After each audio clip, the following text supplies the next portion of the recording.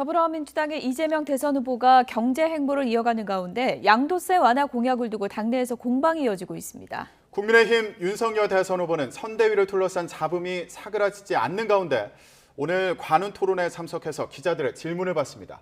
국회 취재기자 연결해서 자세히 짚어보겠습니다. 이경국 기자. 네, 국회입니다.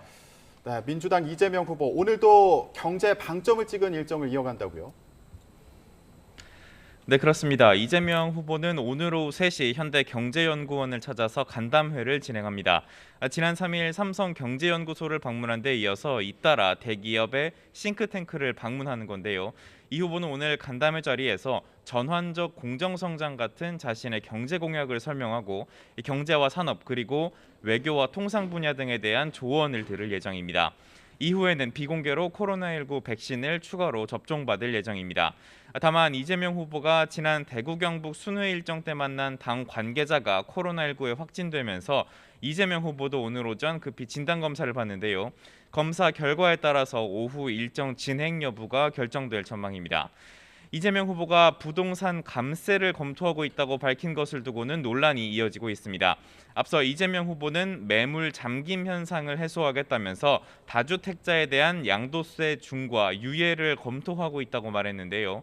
윤호중 원내대표는 오늘 MBC 라디오에 나와서 효과가 별로 없다는 의견도 있다면서 유예안을 두고 당내 찬반이 엇갈린다고 말했습니다.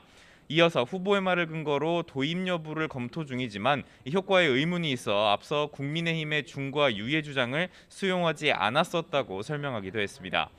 당내 반대 목소리에 더해서 정부 역시 양도세 중과 유예 부작용을 우려하고 있어서 당정 갈등이 재현되는 거 아니냐는 목소리도 나오고 있습니다. 네, 국민의힘 윤석열 후보 관훈 클럽 토론회에 참석했죠. 네, 그렇습니다. 윤석열 후보는 오늘 중견 언론인 모임인 관훈클럽이 개최하는 토론회에 참석했습니다. 이 기조연설을 통해서 국가가 공정한 시스템을 구축해 반칙과 특권을 없애고 또 평등한 기회를 보장해야 한다고 강조했는데요.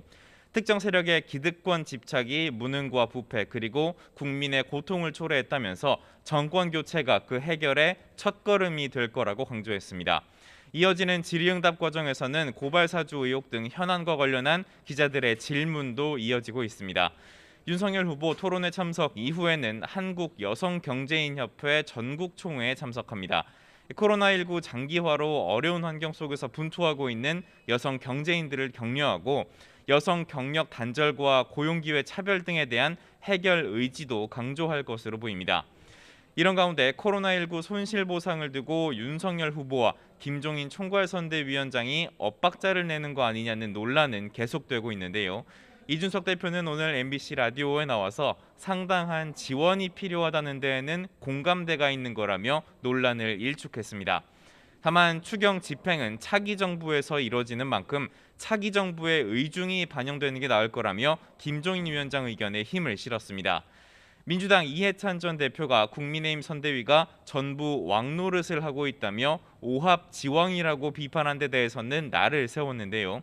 이준석 대표는 이재명 후보가 음식점 총량제와 주 4일 근로제 등을 내지르다가 당에 제지당하지 않았느냐며 좌충우돌이라고 꼬집기도 했습니다.